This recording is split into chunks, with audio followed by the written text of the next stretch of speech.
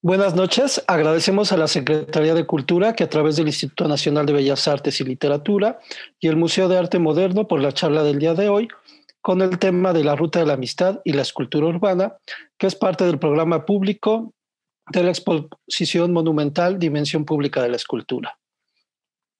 El tema de hoy nos lleva hacia la segunda mitad del siglo XX en México, en que se dio una renovación en la práctica escultórica para ir más allá de los monumentos civiles y promover la creación de obras orientadas a convivir y configurar el creciente espacio urbano, especialmente con el apogeo de la creación de carreteras y el uso del automóvil. Se pensó en la realización de esculturas que fueran percibidas y admiradas desde las autopistas. En este sentido, es importante el artista alemán Matthias Geritz, quien arribó a México en 1949 con el deseo de que su obra se articulara bajo el principio de una arquitectura emocional, es decir, apelaba a la necesidad de idear espacios, obras y objetos que causaran en el hombre moderno una máxima emoción. Así postuló la formulación de un arte público diferente a partir de un lenguaje sintético y con soluciones geométricas asociadas a la idea de modernidad y progreso. Sin embargo, esta idea en un inicio no fue del todo bien aceptada en nuestro país. A principios de los años 50, tanto David Alfaro Siqueiros como Diego Rivera lo atacaron públicamente al marcarlo como un agente de la Escuela Noble de París y como un imperialista de la abstracción. También el arquitecto y pintor Juan O'Gorman escribió en su contra al considerar la abstracción como inmoral, antimexicana e incapaz de comunicar verdades esenciales. En 1957, como ustedes pueden ver en nuestra imagen, Matías Geritz recibió la invitación de Luis Barragán para trabajar en una obra que marcara la entrada y fuera símbolo de un nuevo desarrollo urbano, del cual podemos ver unas fotos en esta visita 360 a la exposición monumental, que era la ciudad satélite. Este proyecto le permitió explorar a Matías tanto las premisas de la arquitectura emocional como el uso del concreto. Ambos elementos presentes también en el ideario de la Ruta de la Amistad, que veremos un poco más adelante.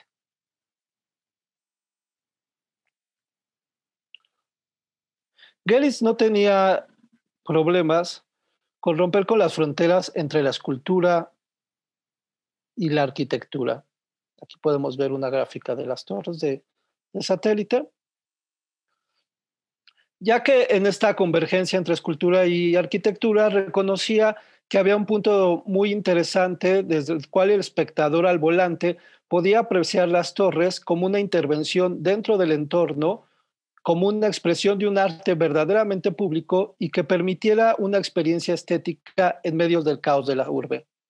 El conjunto escultórico está formado por 5 torres que privilegiaron dos aspectos: el emplazamiento en torno a un eje vial y la verticalidad en un tono monumental, una especie de rezo plástico hacia las alturas. Aquí tenemos una foto también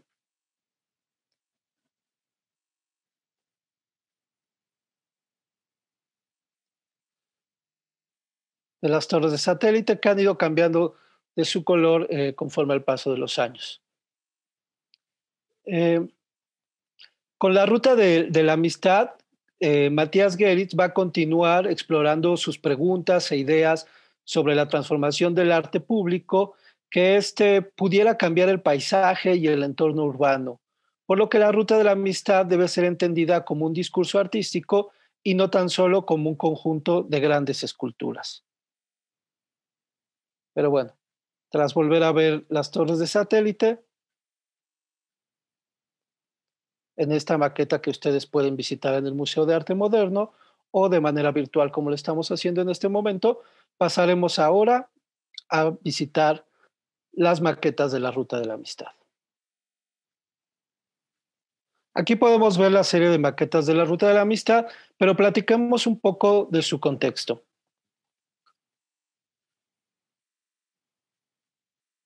En el año de 1968, México se presentó ante el mundo como el anfitrión de los Juegos Olímpicos. Aquí podemos ver un cartel que se realizó para el evento. Y bueno, México expresó un amplio sentido creativo para este evento, en el cual se retomó la esencia griega de las Olimpiadas y se propuso un año de Olimpiada Cultural, además de las 2 semanas de Juegos Atléticos que reunían a más de 5,000 atletas, 112 países y 20 justas deportivas. México tenía la oportunidad de manifestarse como un país moderno que además en ese momento, al mantenerse neutral en plena Guerra Fría, se presentaba como un espacio ideal para albergar a todas las naciones y a través del arte ser un ejemplo de paz dentro del contexto hostil que se vivía. Para la Olimpiada Cultural se propusieron 20 eventos, mismo número que los deportes, en distintas disciplinas como la danza, la música, la poesía, la escultura, la pintura infantil y la ciencia. La idea inicial surgió en 1966 a iniciativa precisamente de Matías Geritz, quien propuso a Pedro Ramírez Vázquez, presidente del Comité Olímpico de los Juegos Olímpicos en México, la inserción de dichos eventos y festividades alrededor de los eventos deportivos. Es a partir de este sueño de una moderna fraternidad que se tituló al proyecto escultórico como Ruta de la Amistad, el cual era un corredor. Vamos a ver una imagen para que puedan ver cómo se diseñó.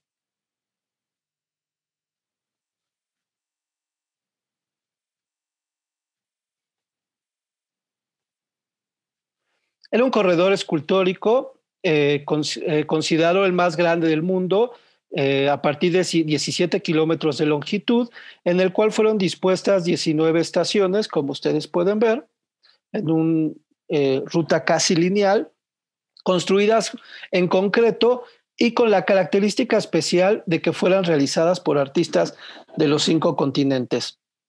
Este proyecto se imbricó en la ampliación del periférico sur de la ciudad para así poder conectar a los nuevos recintos que albergarían las diversas disputas deportivas como el Estadio Olímpico Universitario, el Estadio Azteca y la pista olímpica de remo y canotaje de Cuemanco. Y además tendría como punto central a la Villa Olímpica.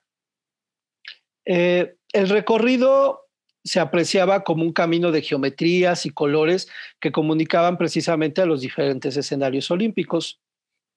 Las obras poseen una altura que va desde los 7 hasta los 26 metros y así se hizo realidad el proyecto de Matías Geritz, justo con el apoyo de Pedro Ramírez Vázquez, quien también edificó el Museo de Arte Moderno.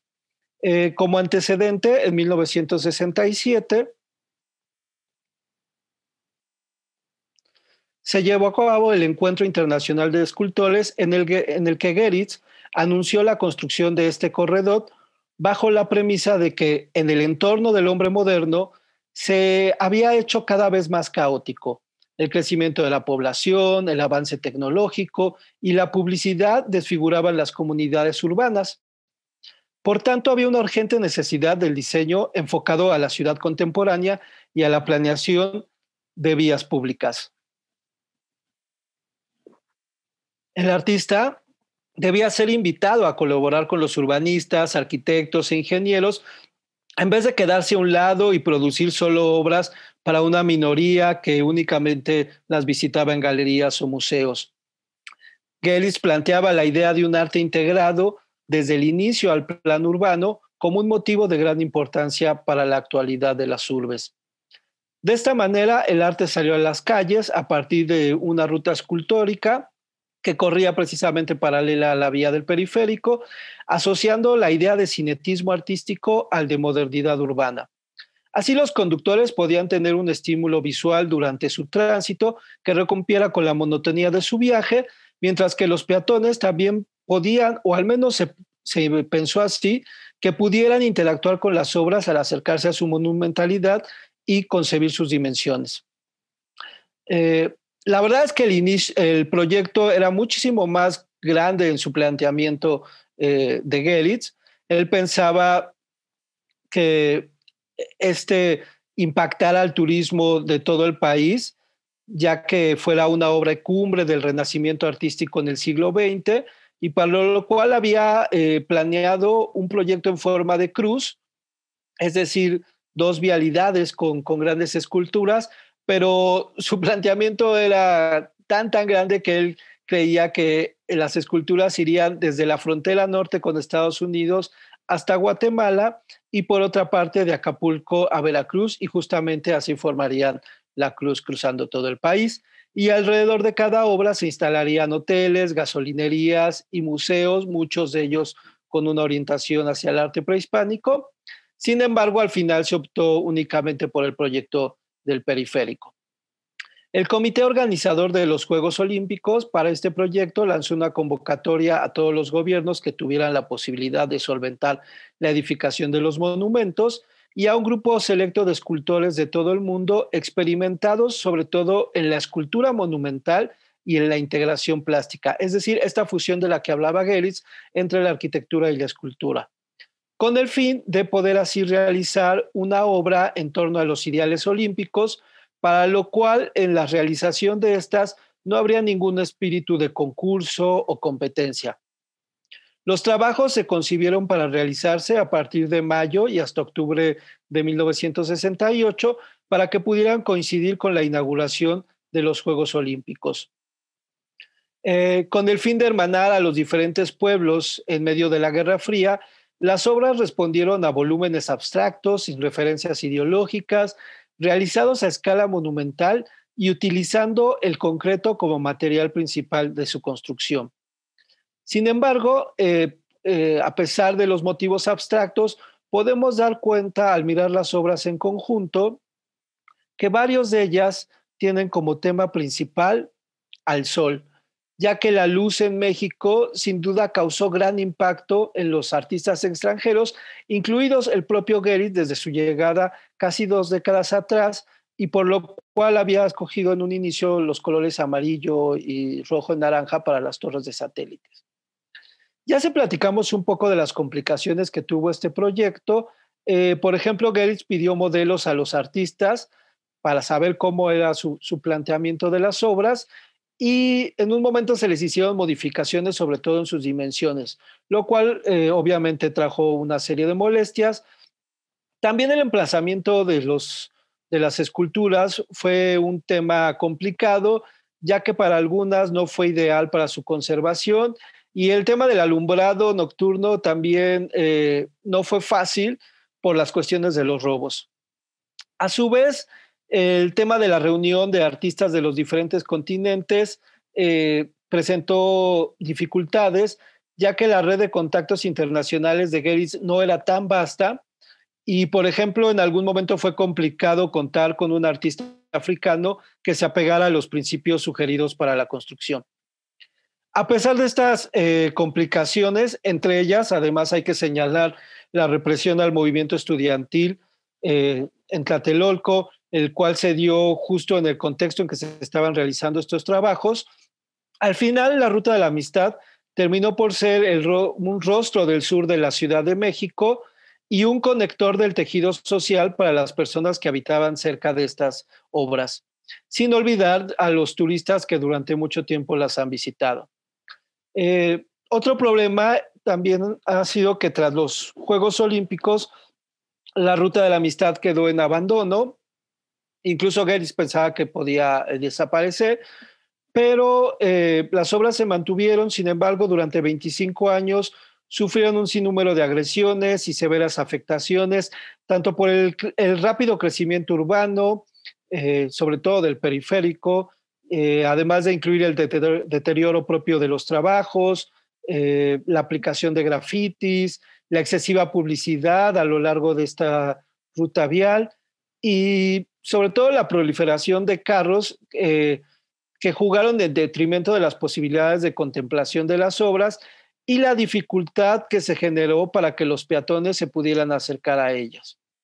Para salvar estos trabajos, en 1994 se creó el patronato México 68, que se ha dado a la tarea de rescatar y restaurar las esculturas. En 2013 la ruta fue modificada y buena parte de las obras fueron reubicadas. Y ahora se localizan en un trébol vial localizado entre Insurgentes y Periférico. Bueno, aquí me acerco un poco a las obras, pero comencemos con la primera de ellas. Dentro también de estas restauraciones, se decidió trabajar obra por obra para así invitar instituciones privadas y públicas, sobre todo a los gobiernos de los países de los artistas invitados, para que donaran recursos para la restauración y conservación de las piezas, y para ello se creó un fideicomiso exprofeso para este proyecto. En 2018, el gobierno capitalino declaró a la Ruta de la Amistad como patrimonio cultural tangible de la ciudad.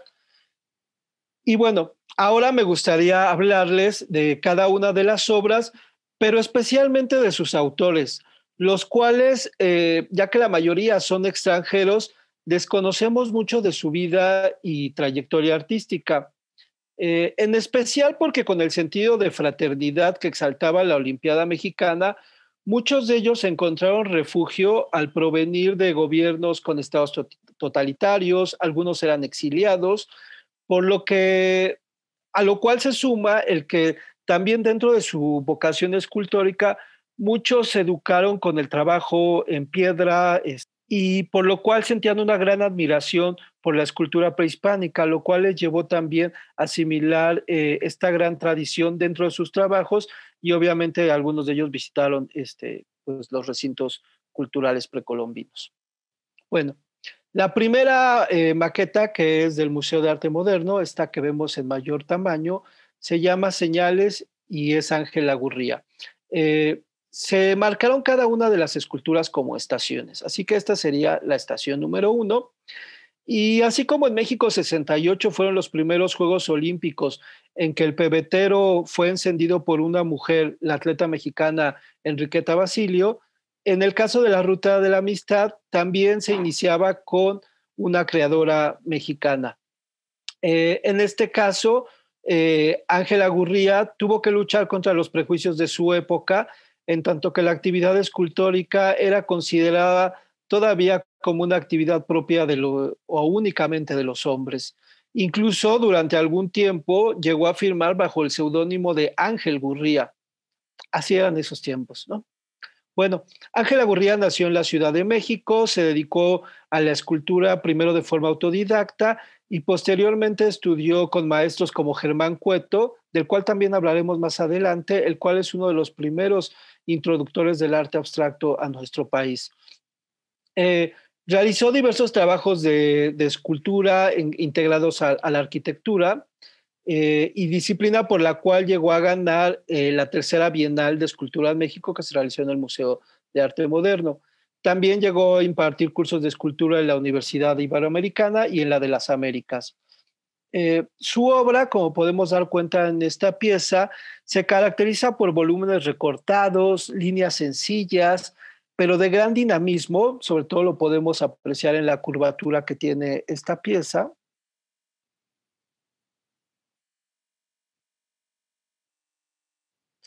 Y además presentan una relectura de la estatuaria prehispánica, así como una tendencia hacia los motivos florales y las estructuras de las aves.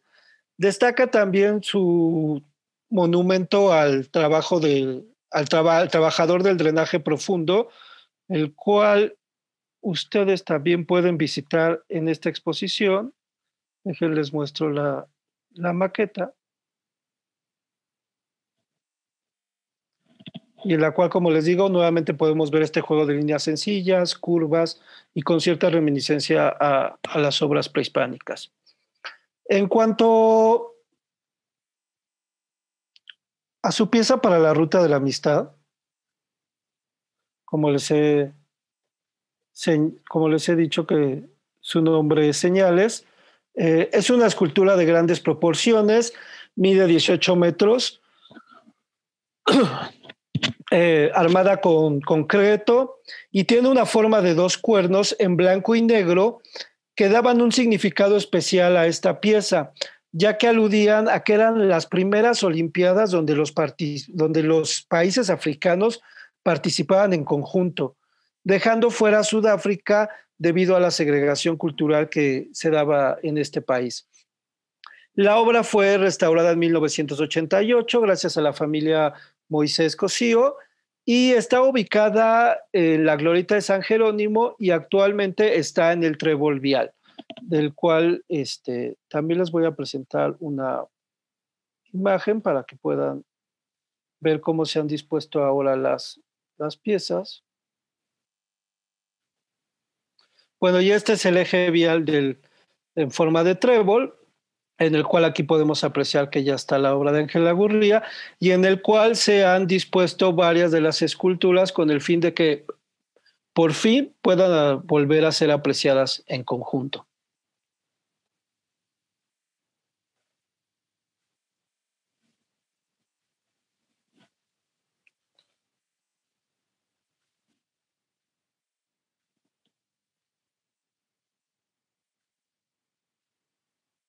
Pasemos ahora a las pequeñas maquetas, para lo cual agradecemos a la empresa CAB, que ha sido quien nos ha prestado esta serie de reproducciones que también han servido para la restauración de las piezas originales, ¿no? Bueno, la segunda estación es el ancla de Billy Goodman, nacido en 1927, muerto en 2003. Muchos de estos artistas nacieron hacia la segunda, tercera década del siglo XX y algunos han comenzado a fallecer en años recientes. Goodman nació en Suiza y realizó estudios en diversos países en Europa. Comenzó sus estudios como arquitecto y diseñador, pero hacia los años 60 se decantó como escultor. Su interés residió particularmente en la escultura monumental, principalmente a través de las aleaciones de metales, buscando la limpidez técnica y la creación de figuras fluidas, orgánicas, como lo podemos ver precisamente en el ancla, en estas formas circulares que tienen referencias a los fósiles y a los caracoles a lo largo de todo su trabajo artístico y que además tienen un carácter móvil a partir de un cuerpo articulado que pudiera manipularse con partes seccionadas que sugieren la idea de poder unirlas como si fueran un rompecabezas. Si ustedes se dan cuenta, esta parte parece que se pudiera incrustar en el hueco que encontramos precisamente en el ancla. Realizó diversas exposiciones individuales y colectivas, tanto en Suiza, Alemania, el Reino Unido, Estados Unidos, Japón y México. Y bueno, actualmente hay diversas obras en espacios públicos de este artista suizo. El ancla es una escultura con forma de un gran disco interrumpido por un elemento más pequeño, que era el que le señalaba, que por sus líneas curvas puede aludir precisamente a los brazos o ganchos de agarre de un ancla y que, como les mencionaba, prácticamente esta sección podría insertarse o genera esta ilusión de que podría insertarse en el hueco de la pieza mayor. La pieza original mide 7.5 metros de altura, realizada en concreto armado, como la mayoría de las piezas que veremos, y originalmente fue pintada en morado con los cantos en color verde, aunque hoy sobresale por un color azul vívido, que fue el que el artista decidió ponerle en 1997, cuando fue tomado en cuenta para la restauración de la obra. Precisamente la recuperación de esta pieza fue por parte de la Asociación de Empresarios Suizos en México, con el apoyo de la Embajada Suiza en 1997. Estaba en el Periférico Sur y Luis Cabrera, pero actualmente, como sucede igual con señales de Ángel Lagurría, ha sido desplazada hacia el Trébol Vial. Nuestra tercera pieza o estación son las Tres Gracias del artista entonces checoslovaco Miroslav Frupák, que nació en 1920 y murió en 2008. Miroslav Frupák nació en Besanov, Checoslovaquia. Es considerado uno de los pintores y escultores más importantes de la historia del arte checo. En sus inicios estaba interesado en la biología y la medicina, la cual estudiaba, pero tras el asesinato de un manifestante antinazi que provocó el cierre de las universidades, en particular la de medicina, decidió emprender el arte de la talla en piedra con un maestro cantero y posteriormente estudió en la Escuela de Artes Decorativas de Praga. Eh, Aunque es una historia trágica porque también tuvo problemas para poder finalizar sus estudios, a pesar de haber culminado su tesis, a lo que él siempre aludió que fueron problemas políticos. En la segunda mitad del siglo XX participó de las manifestaciones que exigieron la renovación de la plantilla de profesores de las escuelas de artes aplicadas de Praga y terminó por ser expulsado de la academia donde era profesor y durante algún tiempo tuvo que vivir de la restauración de castillos. Imagínense todo este periplo que tuvo que pasar. También estudió filosofía y fue un férreo crítico del arte realista soviético. Participó de exposiciones del Grupo Mayo, que justamente se enfrentó a la cerrazón del gobierno por entonces, y también de diversas muestras colectivas en Checoslovaquia, Italia y Polonia. Fue parte de un simposio internacional de escultura en Austria y de otro en Francia, en la ciudad de Grenoble, gracias al cual a finales de los años 60, en Francia dio constancia del gran terreno que había ganado el arte abstracto en el tema de la escultura. A partir de ahí comenzó todo un largo viaje por diversas ciudades de Europa hasta llegar a México. Aunque buena parte de su obra es figurativa, si ustedes revisan en la red pueden ver muchos de sus cuadros.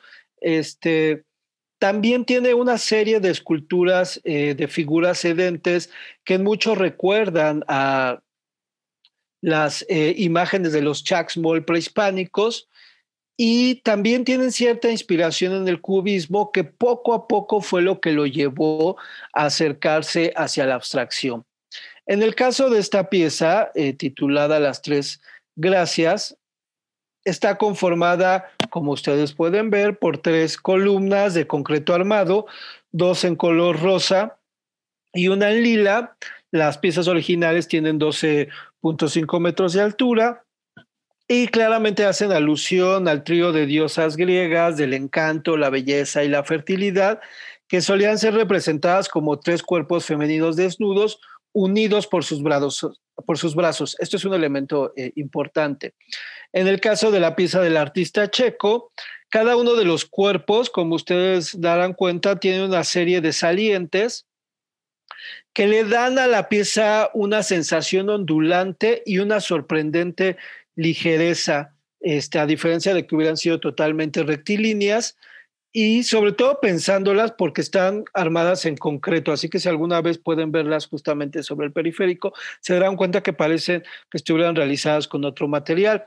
Además, con el movimiento del automóvil, la mirada capta una especie de variación de los volúmenes de las columnas precisamente por las salientes e incluso en este tránsito alrededor de ellas llega a darse la sensación como de que se unieran, justamente como la representación tradicional de las Tres Gracias, en donde estas están reunidas por sus brazos. Y bueno, en este caso es precisamente por las salientes y por los ángulos en que uno las puede ver. La pieza fue restaurada inicialmente en 2003 y terminó por ser su conservación en 2007 gracias a la empresa Adidas. Bueno, pasemos a nuestra cuarta obra, que es de Kiyoshi Takahashi, artista japonés, nacido en 1925 y fallecido en 1996. Él estudió en la Academia de Arte de Tokio y años después se estableció en la ciudad de Jalapa, Veracruz, donde se interesó en el estudio de las culturas precolombinas y en el arte moderno mexicano. De hecho, tuvo buena relación con los muralistas, aunque también con los artistas de la ruptura, los que propiciaron la abstracción en México. Realizó diversas piezas escultóricas precisamente para la Universidad de Veracruz y fue maestro de artes plásticas en la Universidad de Jalapa. Eh, Déjenme alejo un poco para que puedan ver mejor la pieza.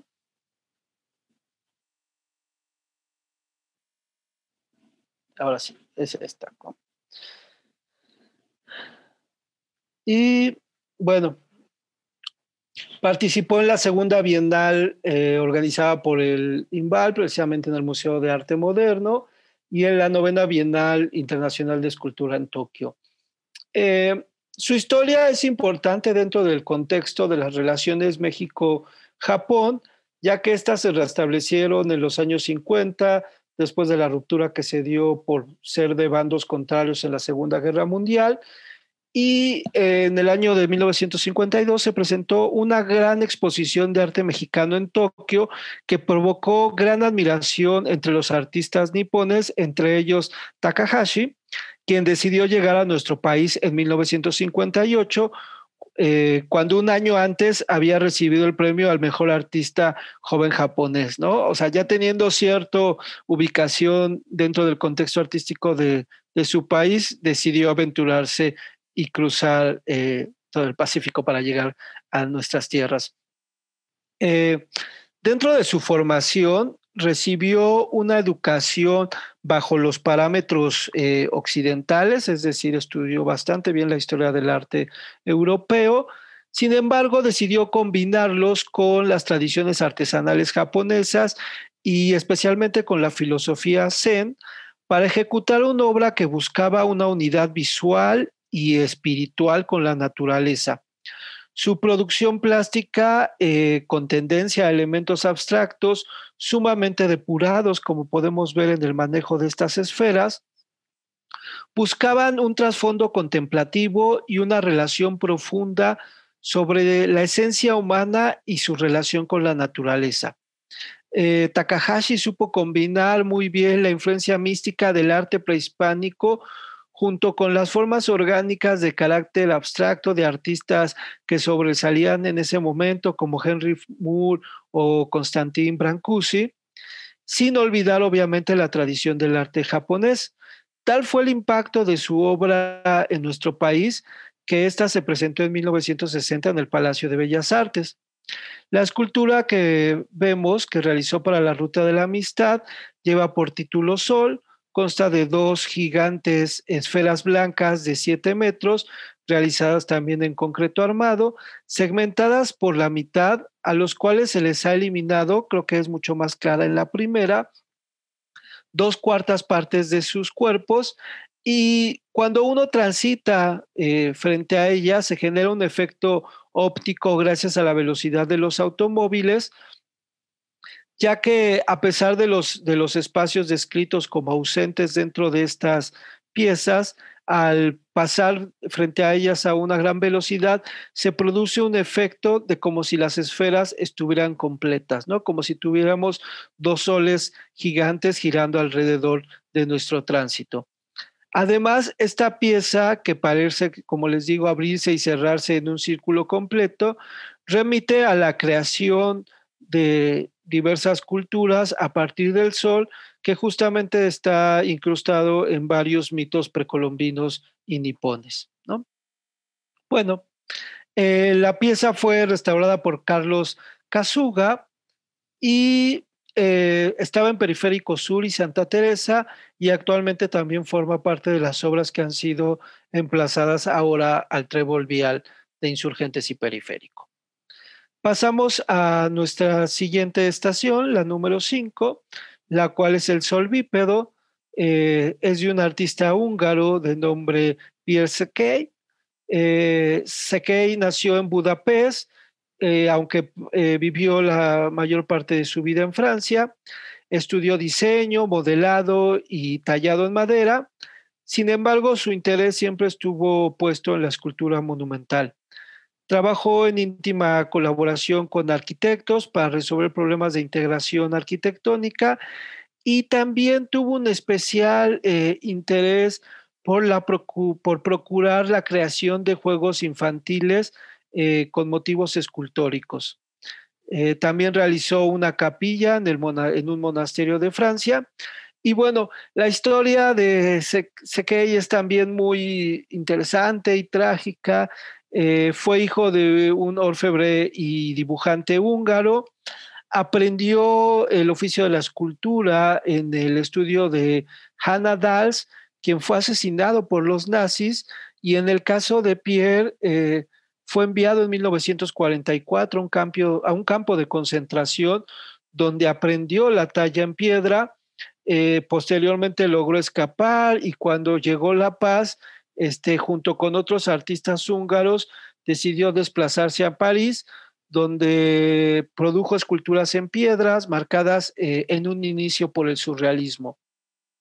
A partir de 1958 comenzó a realizar esculturas monumentales con un gran alto de expresividad al realizar formas ásperas, poliformas y con una sensación de inacabado, como justo podemos dar cuenta en este sol bípedo, el cual la pieza original mide 13 metros de altura, fue realizada también en concreto, predominan, como pueden dar cuenta, las formas indefinidas, un acabado rugoso que le confiere una característica muy orgánica, destacando del resto de las obras, sobre todo lo podemos ver en este contraste entre estas dos, entre el Sol de Takahashi y la pieza de Fonseca que veremos más adelante, cuyas formas son mucho más definidas. En cambio, lo de Sekei es una obra un tanto más rugosa y, como les decía, inacabada.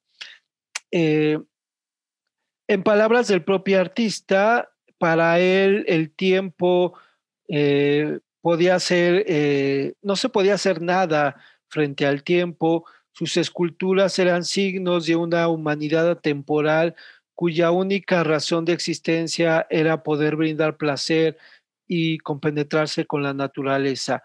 Por tanto, es que sus piezas son como una especie de ruinas o entes petrificados, precisamente como esta noción de un sol bípedo, que dan cuenta del paso del hombre por la tierra. Eh, a partir de un primer intento de restauración en el año 2000, la pieza de Sekei decidió, el propio artista decidió que se cambiara de un color terracota a este amarillo que podemos ver actualmente, y la pieza fue finalmente restaurada en 2005 con el apoyo de Televisión Azteca y del Grupo Salinas, ¿no? Ahora vemos nuestra sexta estación, La Torre de los Vientos, del artista uruguayo Gonzalo Fonseca, nacido en 1922 y fallecido en 1997.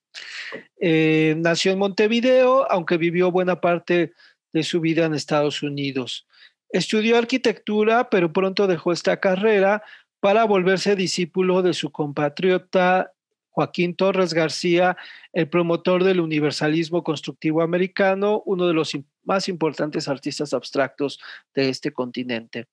En el caso de Gonzalo Fonseca, viajó por Sudamérica para estudiar las culturas precolombinas, posteriormente se desplazó a París y a partir de ahí realizó trabajos en pintura, cerámica y murales, pero esta noción o necesidad de investigar a las culturas antiguas lo llevó a viajes por Grecia, Roma, Egipto y Siria. Eh, Se consagró en la arquitectura, en la escultura arquitectónica, también trabajó el muralismo y experimentó con diversos materiales. En Estados Unidos realizó labores de integración del arte con la arquitectura y entabló una especial amistad con el artista norteamericano-japonés Isamu Noguchi, otro gran amante del trabajo en piedra. Gonzalo Fonseca representó a Uruguay en la Bienal de Venecia de 1990 y su obra actualmente se encuentra en colecciones de museos como el de Brooklyn, el Guggenheim de Nueva York, en el Museo de Arte de Portland o el Museo de Bellas Artes de Caracas. Su trabajo destaca por su amor a la piedra, al cual le brinda un carácter arqueológico. Es como si descubriéramos la creación de una cultura pretérita oculta entre varias capas geológicas y descubiertas gracias al tallado de Fonseca. Se caracteriza por relieves minimalistas que remitan a arquetipos universales, como podemos ver las escaleras, los basamentos cuadrangulares, las ventanas, los arcos, las pirámides o las esferas. Su obra es un proceso de síntesis de la civilización humana en la que se entretejen pasado y futuro a partir de una fantástica imaginación que da carácter y forma a la piedra. A diferencia de las demás esculturas de la Ruta de la Amistad, la Torre de los Vientos, que es el nombre de esta pieza, es una escultura habitable que comprende la idea de un espectador activo en cuanto que puede ingresar dentro de esta obra.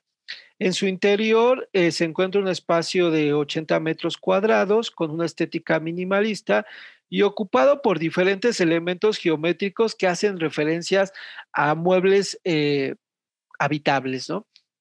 Al exterior podemos ver innumerables objetos que nos remontan a este sentido arqueológico de Fonseca, a elementos esenciales para la civilización.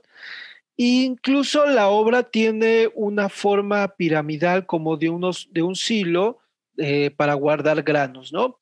Su altura es de 13 metros, también armada en concreto, eh, y fue restaurada en 1996 gracias al apoyo del FONCA y actualmente ha fungido como laboratorio experimental de arte contemporáneo y sobre todo es el corazón del programa cultural de la Ruta de la Amistad, a partir del cual se hacen muchos eventos justamente en esta pieza, dado su carácter de poder ingresar dentro de ella, ¿no? Se mantiene en el periférico sur, de frente al centro comercial Perisur. Pasemos a nuestra siguiente pieza. Nuevamente voy a hacer un poco hacia atrás para que podamos contemplarlas de mejor forma. Y bueno, nuestra séptima estación es El hombre de paz del artista Constantino Nivola, que nació en 1911 y falleció en 1988. Nivola nació en la isla de Cerdeña, en Italia, y vivió mucho tiempo en Estados Unidos. Aprendió el oficio de cantero de su padre y fue profesor de Bellas Artes en el Instituto Monza en Milán. También llegó a ser director artístico del grupo Olivetti en Italia. Sin embargo, también su historia es difícil, ya que en 1939 decidió abandonar la Italia fascista junto a su esposa Ruth Guggenheim. En un inicio, al llegar a Nueva York, tuvo que emplearse como obrero, pero posteriormente llegó a ser director artístico de diversas publicaciones de arquitectura en Nueva York y finalmente se dedicó a la creación de esculturas que pudo presentar en la sala de exposiciones del Grupo Olivetti, con el cual había trabajado, la cual se encontraba en la Quinta Avenida. Al tiempo de que también fue nombrado director del taller de diseño de la Universidad de Harvard y profesor artístico en la Universidad de Columbia. Entabló amistad con grandes artistas emigrados, sobre todo de la Bauhaus, como Walter Gropius, Joseph Albers, Laszlo Moholy-Nagy, también con los artistas del expresionismo abstracto como Jackson Pollock, y especialmente compartió estudio durante 4 años con el arquitecto Le Corbusier. A la fecha es considerado como uno de los escultores cívicos de corte abstractos más importantes de la ciudad de Nueva York en los años 60, y su obra inspiró a muchos funcionarios para presupuestar grandes proyectos para modernizar precisamente la Gran Manzana. Muchos de sus trabajos se encuentran emplazados en diferentes escuelas, sobre todo de educación superior. Fue admitido en 1972 como primer miembro no americano en la Academia Americana de Artes y Letras y realizó trabajos de escultura aplicada y de integración arquitectónica, así como grandes murales en los que utilizó un nuevo sistema de vaciado en arena para crear bajorrelieves.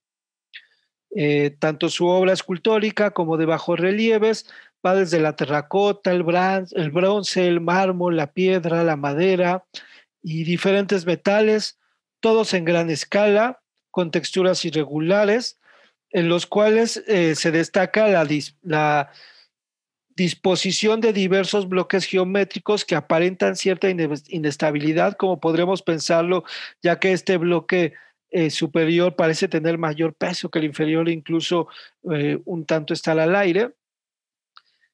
Y también pueden ser, o su obra tiene diversas facetas, ya que en esta superposición de diferentes módulos depende el sitio desde el que se mira el rostro que ofrece la obra, por lo cual tiene un sentido transitable. Sus piezas además remiten a motivos abstractos para enarbolar un ideal democrático en el cual no hubiera una ideología imperante, pero a la vez intentaba con sus trabajos crear ciertas formas antropomorfas para celebrar la unidad y el heroísmo, justo como es el hombre de paz para la ruta de la amistad. Eh, la escultura de Nibola se encontraba semidestruida desde hace casi 35 años y fue trasladada en 2006 al Trébol Vial de Insurgentes, como les he indicado en el caso de otras piezas. Hombre de Paz, como ustedes pueden ver, consiste en un par de cuerpos geométricos colocados uno sobre el otro, coronados por una figura que asemeja ya sea una paloma de la paz o una mano que saluda, dependiendo desde el punto de vista en que se aprecie. Tiene una altura de 11 metros y fue realizada en concreto armado y posee los colores de la bandera italiana. Eh, esta obra fue trasladada en 2006, como les decía, al Trébol, gracias al apoyo de la Embajada Italiana por la región de Cerdeña, en colaboración con el ingeniero Franco Bonfatti. Y en 2007 se creó un jardín, gracias a la empresa Pirelli, para la creación de proyectos orgánicos con esta necesidad de generar más espacios verdes y que rodeara a la pieza. Y que es una recuperación ecológica que abarca toda esta zona del trébol. Bueno, nuestra octava pieza, nuestra octava estación, son 19, nos faltan unas cuantas, es Disco Solar de Bélgica, del artista Jacques Mouchel. Nació en Bélgica, como le señalaba, impartió cursos en la Academia Real de Bellas Artes y en la Escuela Nacional de Arquitectura y Artes Visuales de Bruselas. Fue miembro del Comité Técnico del Camino de las Artes en Francia y del Comité de Escultores Europeos en Austria.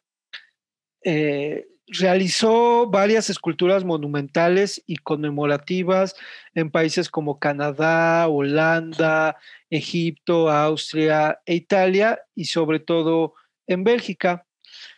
Eh, Tras la posguerra se sintió fascinado por las posibilidades del hormigón y realizó diversas obras monumentales para una red de autopistas en Bélgica.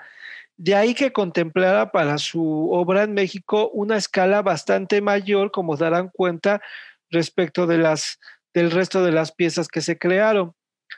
Ya que su trabajo destaca en Bélgica por la aparición imponente y repentina a los automovilistas de sus piezas escultóricas. Su obra, similar al pensamiento de Geritz, fungía como signos de los sitios en que se emplazaban, eran testigos del progreso y representaban el genio humano de su época. Las piezas de Jacques procuran una obra pública en equilibrio y armonía con el ambiente, la verticalidad o la monumentalidad de sus estructuras que se alzan por encima de todo lo que las rodea, restablece su contacto con la naturaleza a través de su juego de curvas o salientes que recuerdan motivos florales, pero con materiales modernos. Su escultura es la segunda pieza de mayores dimensiones en la Ruta de la Amistad, mide 17 metros de altura, fue también realizada en concreto, está situada sobre un basamento mesoamericano y está conformada por una base de la que se despliega una forma enarracada que no cierra del todo, como podrán ver que se nota una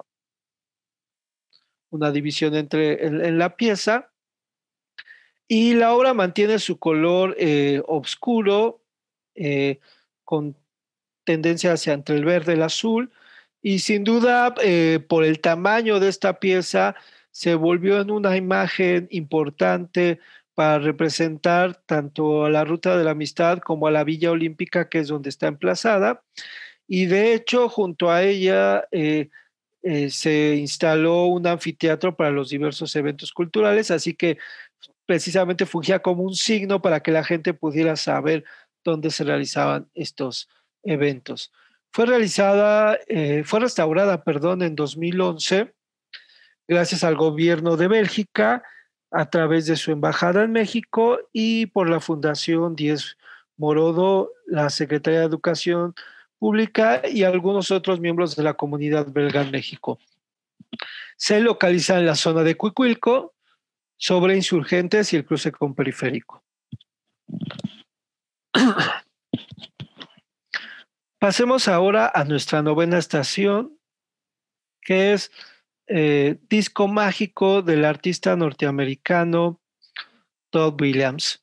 Es un artista del que no sabemos mucho, ya que además tiene un homónimo que también, bueno, él es, en nuestro caso es escultor, el homónimo es pintor, entonces a veces es difícil poder encontrar información de él, pero él nació en Savannah, Georgia, estudió en el City College y en la Escuela de Artes Visuales de Nueva York, enseñó en Manhattan y obtuvo diversos premios y becas en Estados Unidos y presentó exposiciones también en la Unión Americana y en África. La escultura de Williams tiene 7 metros de altura, realizada también en concreto. La conforman tres unidades con cierta forma circular o más bien ovoide, que en su conjunto generan una forma de techo o espacio que sugiere un lugar de resguardo y que permite transitarse alrededor de ella. Al igual que la obra de Nivola, es diversa las caras que se pueden apreciar de esta pieza al recorrerla circularmente. La escultura se construyó originalmente sobre un montículo de roca volcánica y estaba dentro de lo que fueron las pistas de calentamiento de la Villa Olímpica, que aún se utilizan, y de todas las piezas de la Ruta de la Amistad es la que posee mayor gama de colores. Podrán ver que tiene amarillo, azul, rosa, gris. Y como les digo, bueno, sigue emplazada en la Villa Olímpica. Ahora pasemos a nuestra estación número 10. Nuevamente me alejaré para tener una mejor perspectiva.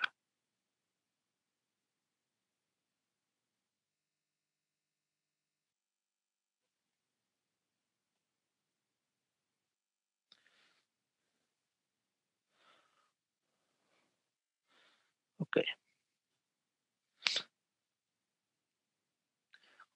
Es la pieza del artista polaco Kowalski, nacido en 1942, hasta donde tengo entendido sigue con vida. Nació en Varsovia, se recibió de la Academia de Bellas Artes de esta ciudad y participó en diversos simposios de escultura y arquitectura en su país. A pesar de que en un inicio se desempeñó en la práctica escultórica, también es un artista del performance, docente y crítico del arte. Comenzó su carrera pocos años antes de recibir la invitación para la Olimpiada Cultural en México, alrededor de 1959-1960. Fue asistente de Oscar Hansen, con quien comprendió la importancia de las relaciones entre los artistas y el público y sobre todo entre los lugares en que eran emplazadas las obras y cómo éstas convivían precisamente con sus entornos. En un inicio, Kowalski confiaba en el poder del arte para influir en los procesos sociales, pero comenzó a menguar poco a poco esta esperanza o confianza, por lo que decidió crear piezas que interactuaran con mayor potencia con los espectadores, lo que con el tiempo lo llevó a generar performance con títulos como ¿Le gustaría a usted regresar al útero de su madre? O otro que llevaba el nombre de ¿Podrías y te gustaría convertirte en un animal frente a la cámara? Eh, También realizó una serie de serigrafías relativas a los movimientos contraculturales y a las huelgas estudiantiles que se desarrollaron en el mundo en 1968. De hecho, él fue testigo del movimiento en México cuando realizaba esta obra. Y bueno, en esta pieza que está conformada por diferentes módulos, predomina una composición horizontal sobre un terreno con una cierta tendencia a la circularidad y en el cual se presentan 7 conos con distintas formas, algunos unidos entre sí, como si fuera una especie de piezas siamesas. Fueron construidos también en concreto, tienen una altura de 5 metros y están pintados en diferentes tonos cálidos como el amarillo, naranja, rojo y ocre, y están emplazados sus puntas en diferentes direcciones y posiciones.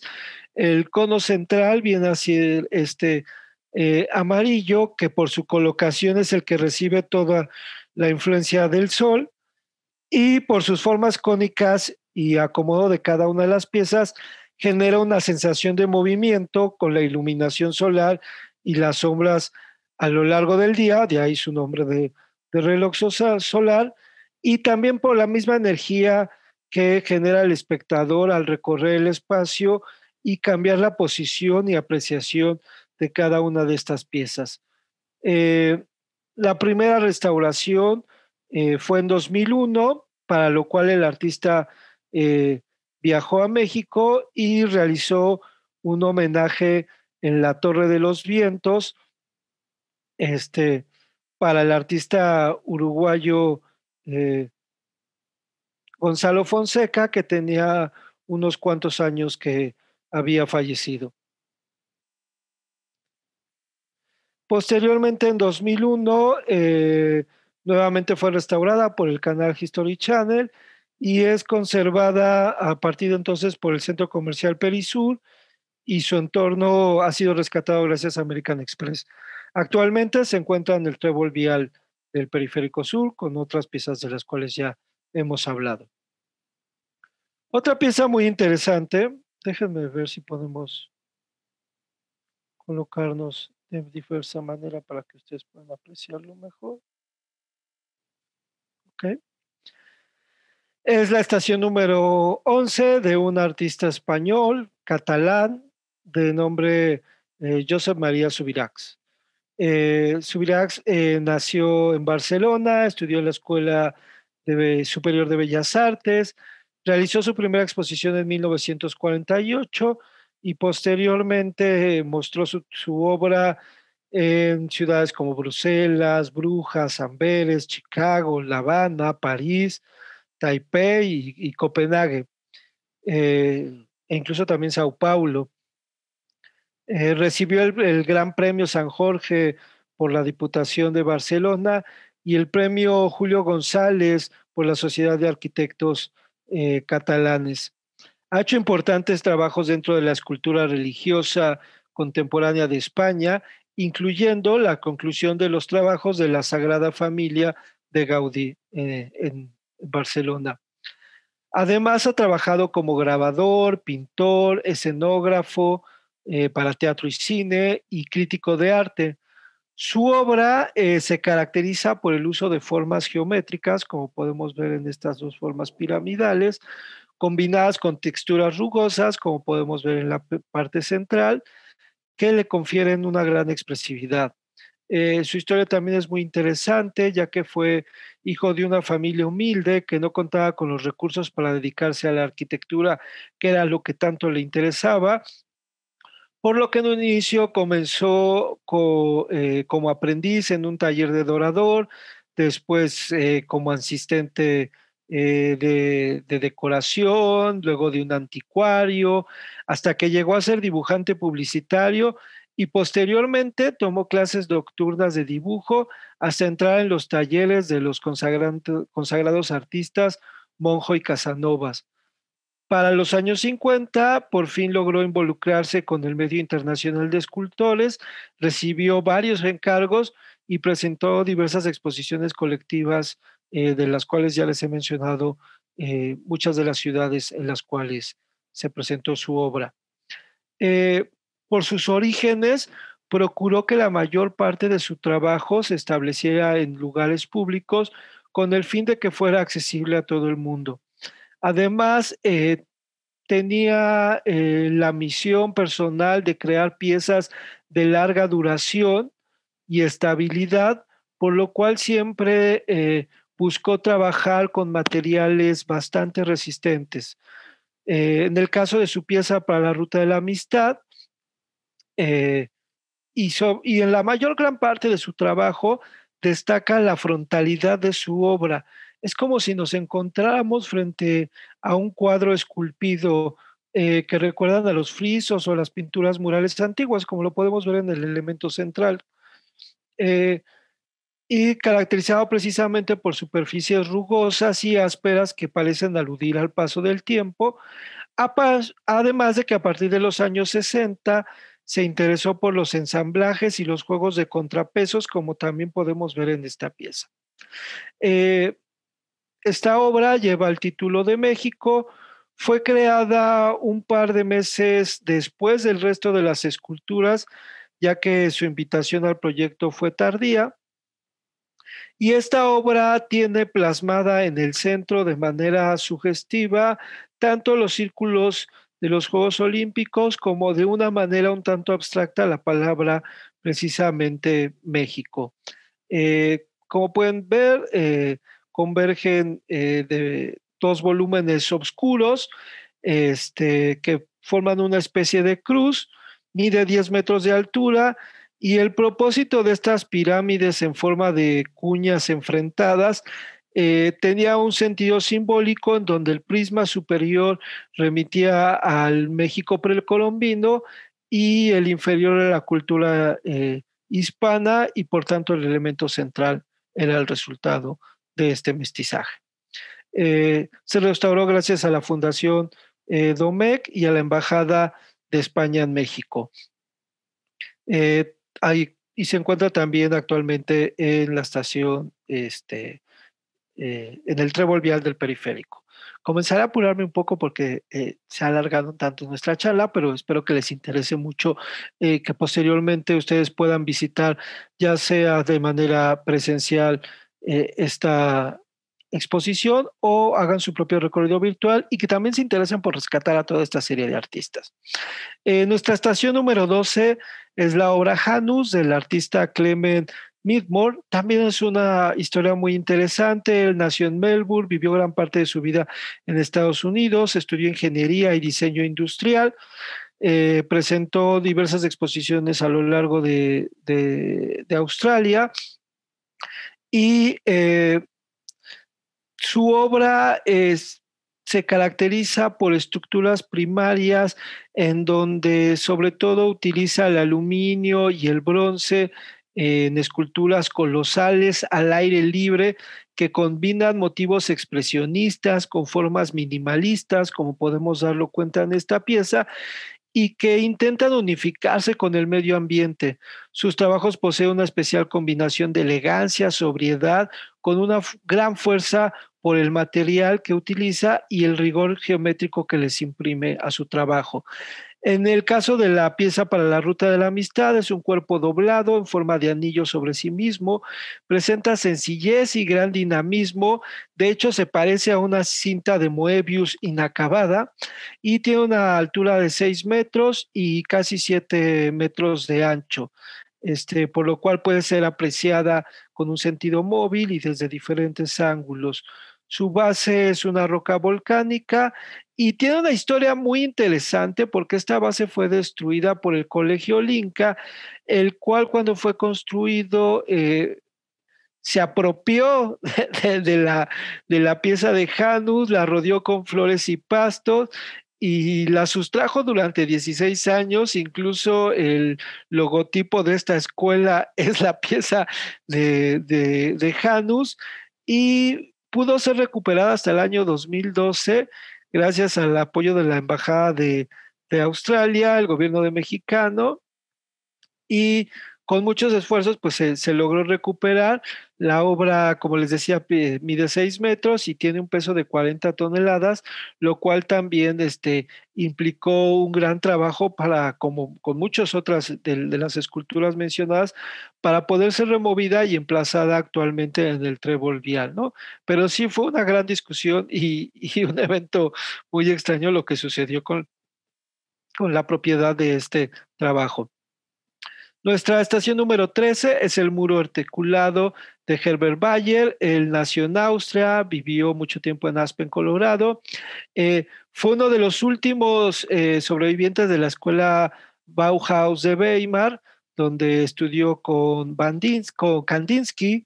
Este, Llegó a ser director de comunicación precisamente de la Bauhaus. Realizó trabajos de diseño industrial, eh, gráfico, ambiental, fotografía, pintura, escultura monumental, pintura mural, un artista aplicado a diversos campos e incluso también realizó jardines escultóricos, puentes y obras de museografía. En el caso de esta pieza, tiene un eje central que une 33 módulos. Pueden ver que son pequeñas láminas que están unidas, bueno, en el caso de la maqueta, que están unidas una sobre otra, como si fuera una especie de juego de Jenga, ¿no? Tiene esta sensación. Y estos módulos rectangulares de concreto macizo son independientes entre sí, están dispuestos uno sobre otro con un desfase de 50 centímetros entre cada uno, lo cual le da una sensación de movimiento visual como de op art muy afortunado.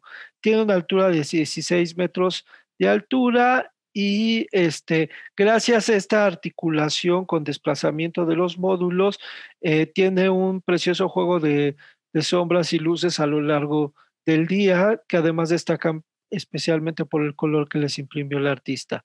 También ha sido desplazado al trébol vial.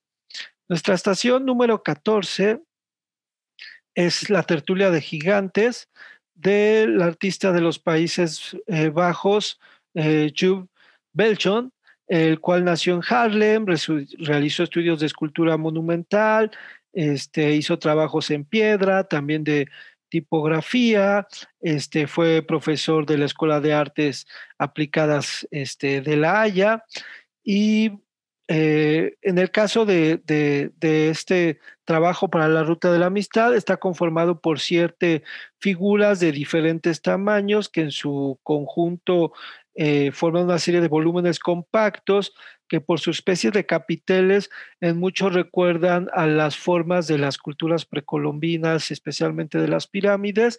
La más alta, la que podemos ver en lila, tiene una altura de 10 metros. Los colores que utilizó estaban inspirados en el sol, lo cual fue sugerencia de Matías Geritz, colores que también el propio Geritz utilizó y puso en diálogo con Barragán para las torres de satélite. Y bueno, esta pieza también se encuentra actualmente en el trébol del periférico. Pasemos ahora a nuestra estación número 15, casi estamos por terminar. Síganos acompañando, por favor. Esta es Puerta de la Paz, es de Isaac Danziger, un artista israelí que nació en Berlín, Alemania, pero decidió posteriormente irse a vivir a Israel. Estudió escultura en Londres, realizó diversos trabajos monumentales y piezas conmemorativas para diversas ciudades de Israel.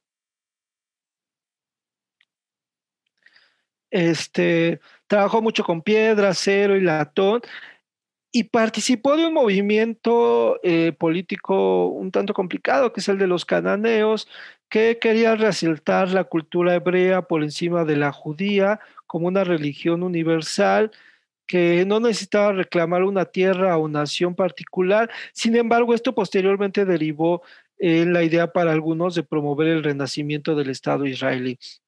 Eh, Su obra, como está inspirada en la concepción de una población hebrea que no únicamente tiene una tradición judía, tiene diversos elementos del Medio Oriente y de Egipto, por lo cual recibió algunas críticas de la comunidad judía.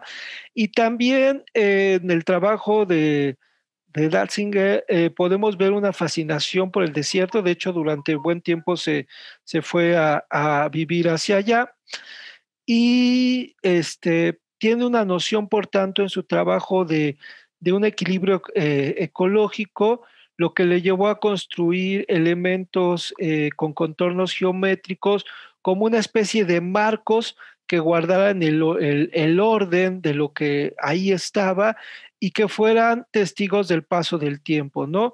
Eh, Como lo es precisamente su obra, Puertas de Paz, que es una construcción formada por unos pentágonos azul sobrepuesto a otro de color amarillo, en donde esta especie de ausencias más bien parecen como una especie de conectores justamente como del paso del tiempo, ¿no? Eh, También tiene una noción de un espacio transitable, de un trabajo urbano que también de un carácter, un lenguaje y una emoción a las ciudades. La pieza fue restaurada en 2004 gracias al esfuerzo de la Embajada de Israel en México, al Instituto Cultural México-Israelí y a diversos personajes de la comunidad judía. Ahora pasemos a nuestra estación o pieza número 16. Creo que me he adelantado un poco. Es esta precisamente, el cual es de Olivier Sagan. Nació en Montreuil-sur-Mer, en Francia, y vivió en México. Estudió en la Escuela de Bellas Artes de Lille y en la de París. Fue profesor de educación visual, integración plástica y escultura en diversas instituciones mexicanas. Llegó a exponer en México, Marruecos y Estados Unidos, y sus trabajos sobre todo se ocupan de la noción de la integración arquitectónica, que fue un motivo muy importante a partir de Geritz y de diversos arquitectos en la segunda mitad del siglo XX. La pieza de Cézanne en este caso consiste de dos bloques en que predominan las líneas rectas, conformados cada uno por grandes masas, una blanca, otra negra, lo cual ofrece una escultura visual pesada y de gran fuerza. Eh, Su obra también tiene gran importancia a partir del emblema de las torres de satélite, por lo cual también decidió dejar otra obra significativa en ese espacio. Actualmente se encuentra emplazada en Periférico Sur. Otra pieza muy interesante, que como les decía, fue difícil conseguir un artista del África, es la pieza Charamusca africana del artista de Marruecos, Mohamed Melehi. Él nació en Asilaja, Marruecos, después estudió en España, Italia, Francia y Estados Unidos, en donde estudió en la Universidad de Columbia, antes de volver en 1964 a su patria. Eh, Trabajó como muralista, realizó bajorrelieves, pinturas, diseño gráfico, pero sobre todo fue un importante activista cultural y una figura central en la transformación del arte de su país. Trabajó como profesor del Colegio de Bellas Artes de Casablancas, en institución en la cual peleó por la democratización de la currícula académica para que se incorporara la artesanía local. Se interesó también en el diseño gráfico y la fotografía, participó en diversas exposiciones en Europa, en África y América, y en 1969 en particular rechazó exponer en el Salón Oficial Marroquí y junto al grupo Casablanca organizó su propia muestra independiente, que es considerada como el inicio del modernismo artístico en Marruecos, y además fue parte de la revista Soufflé, que cuestionaba el colonialismo y la monarquía marroquí. En su obra se cuestionaba la absorción de la abstracción cosmopolita, sobre todo la proveniente desde Europa, y él procuraba insertarle referencias a la artesanía y a la cultura popular marroquí en combinación con la pintura geométrica de contornos nítidos y dinámicos, conocida como hard edge, y también procuraba que sus obras, sobre todo escultóricas, tuvieran tendencias a los juegos ópticos. En el caso de la pieza para la Ruta de la Amistad, es una columna blanca, ondulante, de 11 metros de altura, cercada por un gran recuadro rojo que delimita su espacio físico. Una de sus cualidades es que adelgaza visualmente por esta forma flameante que tiene. Precisamente Mohamed estaba interesado en la forma de la onda como un recurso plástico dinámico que además le servía como símbolo del fuego o del mar y especialmente como un motivo de liberación, por lo cual decidió poner esta flama en medio de una jaula como símbolo de la liberación que estaban teniendo en ese momento los países africanos, que por fin muchos de ellos alcanzaban su independencia. Curiosamente, su título no se lo dio Mohamed, sino los albañiles mexicanos que trabajaban con él, ya que la bautizaron como charamusca africana, ya que les recordaba a este dulce mexicano que tiene forma de churro, ¿no? Fue restaurada en 2006 por la Fundación Recycling Planet y está en Periférico Sur Norte y el puente de Muyoguardas. Eh, Nuestra siguiente estación es Puertas al Viento. Me voy a brincar la de la siguiente, ahorita regresamos, pero la siguiente es Puertas al Viento de Helen Escobedo. Ella es muy importante dentro de la escultura en México. Nació en la Ciudad de México, estudió con Germán Cueto, y además de otros artistas internacionales, creó un centro de diseño textil, escenografías para teatro, murales escultóricos. Innovó con una exposición en la Galería de Arte Mexicano con esculturas funcionales en materiales plásticos. Fue directora del MUNAL, 2 años del Museo de Arte Moderno entre 1982 y 1984, miembro del Sistema Nacional de Creadores Artísticos del FONCA y en 2009 recibió el Premio Nacional de las Artes. Marcó una nueva ruta para la escultura en México, sobre todo porque fue una de las primeras artistas en cuestionar desde el arte la destrucción del medio ambiente. Procuró utilizar materiales naturales de desecho en sus obras, trabajó por optar en la creación de lugares funcionales, transitables, en que se admirara al tiempo el juego estético y la revaloración de la naturaleza, una forma de integración plástica que procurara una reflexión sobre el sostenimiento del medio tiempo y al mismo tiempo un desarrollo consciente de las urbes. Puertas al Viento, como podrán dar cuenta ustedes, es un muro verde y azul. En ella el movimiento es solamente una ilusión óptica que se genera por cierto desplazamiento de la pieza central. Y estaba en 1968, se colocó en la zona de Cuemanco, que se caracterizaba sobre todo por sus campos de alfalfa y su cielo azul sobre la ciudad, los cuales se fundían precisamente con los colores de la pieza, a diferencia del día de hoy que pues todo está rodeado por construcción. La pieza mide 18 metros de altura y está realizada en concreto. Ahora sí me regreso a la otra pieza del artista mexicano que se encuentra en la Ruta de la Amistad. Eh, no tiene título, es del artista Jorge Dubón, que nació en Chiapas, estudió arquitectura, pintura en Estados Unidos, México y Francia, participó en diferentes exposiciones colectivas e individuales, estudió escultura con Osip Sadkin, con quien también estudió en Europa Manuel Felgueres, estudió talla en piedra con Francisco Zúñiga y estuvo muy interesado en el tema de la soldadura y el estaño y asistió a diversos escultores internacionales como Seymour Lipton. y François Staggi. El trabajo de Dubon se distingue sobre todo por su exploración dinámica de las formas y por su voluntad de que participen del entorno urbano, por lo cual optó por formas sólidas, pero con características orgánicas, como podemos dar cuenta en esta forma que recuerda un tanto un árbol. De hecho, se destaca también la obra de Dubon por su forma inédita de trabajar con la madera. En el caso de la escultura para la Ruta de la Amistad, es una pieza icónica de la pista de canotaje de Cuemanco.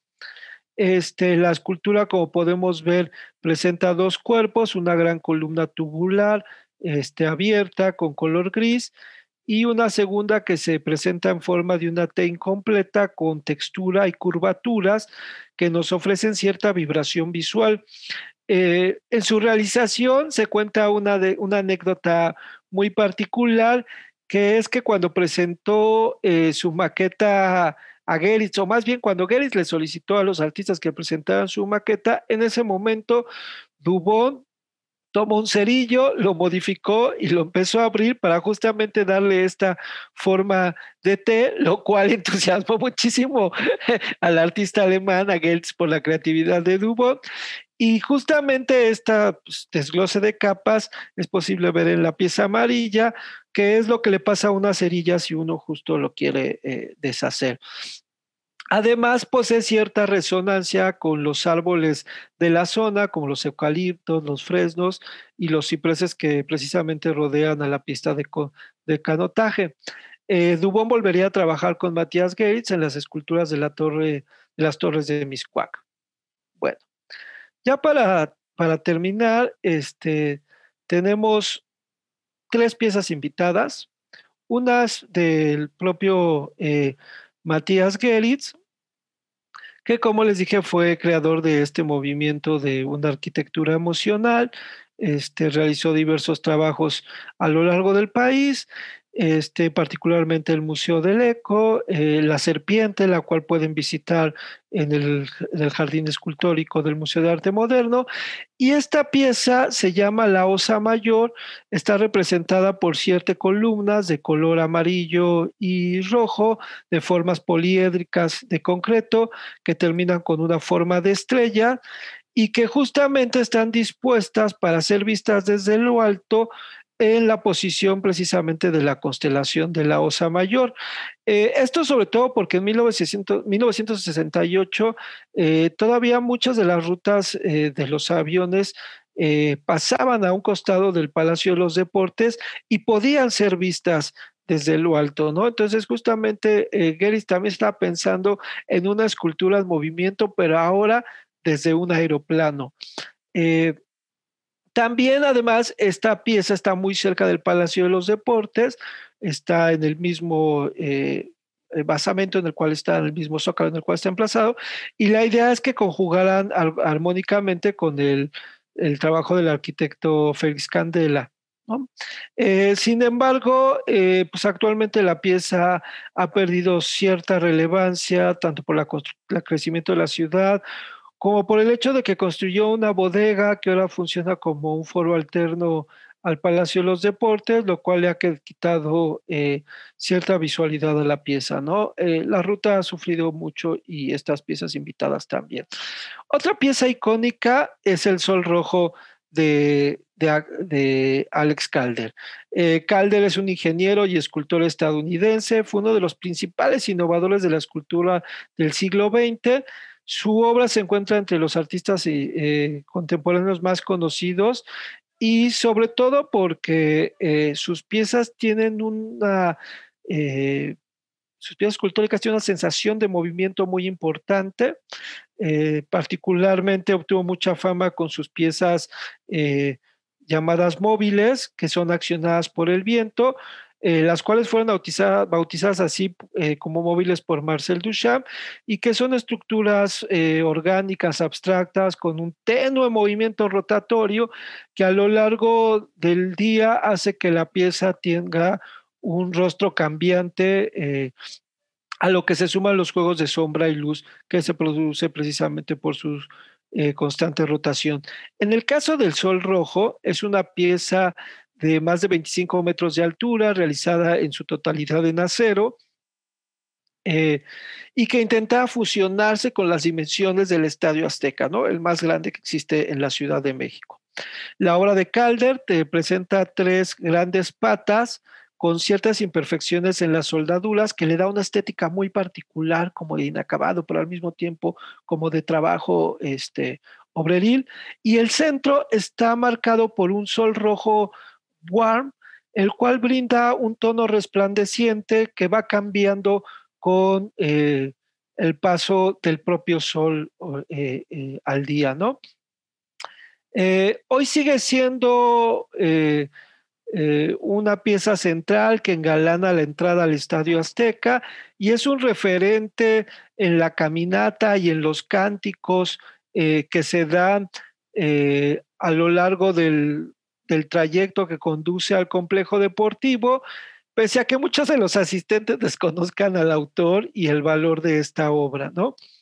Eh, y bueno, la pieza fue retomada para el diseño conmemorativo de diversos ejemplares de las Olimpiadas, como por ejemplo fue el cartel, ¿no? Y bueno, ahora pasaremos a nuestra última pieza, que no está en esta sección porque es del artista Germán Cueto, a quien decidimos en Monumental darle una sección particular. Como les mencioné, hemos llegado a nuestra última pieza, la cual es del artista Germán Cueto, que en este recorrido por la escultura en México se ha decidido darle un lugar muy especial, ya que Cueto a lo largo de su vida sufrió cierto ostracismo, ya que por el movimiento figurativo nacionalista que se dio en la primera mitad del siglo XX, no se reconoció hasta una manera tardía su trabajo abstracto. De hecho, es considerado el primer artista abstracto latinoamericano. Desde los años 20 ya estaba haciendo máscaras en donde trabajaba con la fundación de metales, particularmente acero, láminas. Es un artista muy interesante que además vivió un buen tiempo en Europa.